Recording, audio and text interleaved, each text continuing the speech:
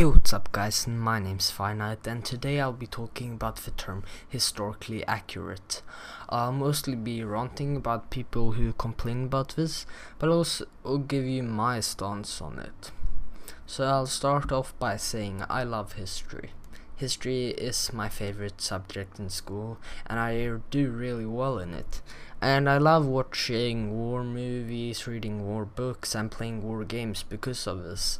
I actually have like so many hours, like more than 1,000 hours in war games. And I honestly prefer games that are based on historical events from fiction. Like I don't really like the Call of Duty Infinite Warfare, but I like Battlefield 1. And I also don't just play like AAA games, I play a lot of indie games that are based on history. But I hate when people complain about how, for example, Battlefield 1 is unrealistic because the tanks are too fast, there are too many machine guns, there are too many black people, and they also complain that it's completely unrealistic to add women to Battlefield 1.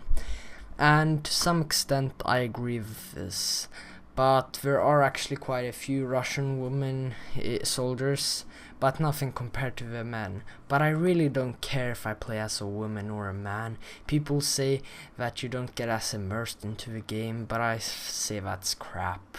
Like, I think it's nice that players are given a choice to play as women. Like, I know some girls prefer that.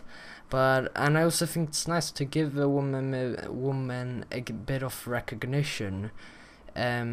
Because there were actually quite a few women who fought in Battlefield in World War One. But I don't agree that the media should pressure EA to add women because it's sexist otherwise. That's just stupid. I say they should add it if they want to, and if they don't want to, they don't need to add it. And the tanks are fast, that's just to make the game fun. And like, yeah, all of this is just to make the game fun. It's like, if Battlefield 1 was realistic, you'd probably just sit in a trench playing cards most of the time. It'd be super boring. And if tanks were realistic, it'd just be like a walking simulator. It'd be so boring. Now, some people take a different approach to this, like the game Verdun.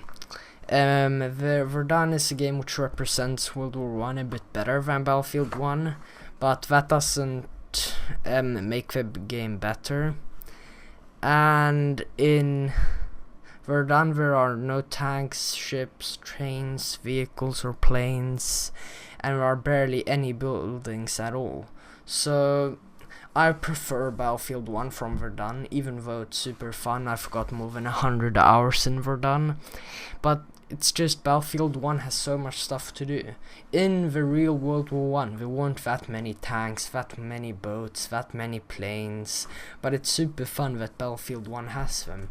And like, yeah, it just makes the game so much more fun. And in the end, I don't play a game to like learn history. I play it to have fun and mix a bit of history with it. So when I read a history book, then I mostly want to learn about history. But when I read a fiction book, I read it for fun. Now I'm not hating on people who like historical games, because some people say like, oh, I hate all this, it's not historically accurate, and like, oh, the gun fires too fast, oh my god, this is so bad. But it actually makes the game funner. Like Battlefield 1, it tries to be as realistic as possible, but it doesn't want it to be boring. So I say it doesn't cross the line with being too unrealistic. Some games do that and they just make it completely unrealistic, which I don't think is fun. But they make it fun and they make it somewhat realistic.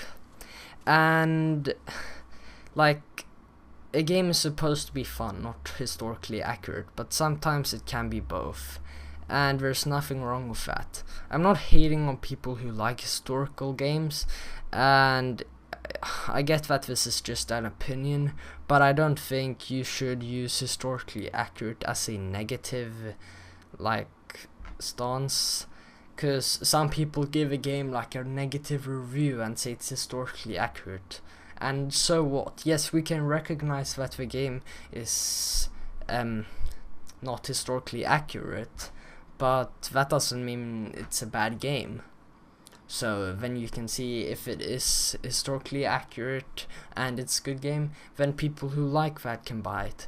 And if it's not that historically accurate but it represents history, then other people like me can buy it. Now I think this wraps up this video, and if you have a different opinion or think there's something I've missed, leave it in the comments. Okay, who am I kidding? This video will only get like 10 views anyways, and half of them will be me. Okay, well anyways guys, see you in the next one.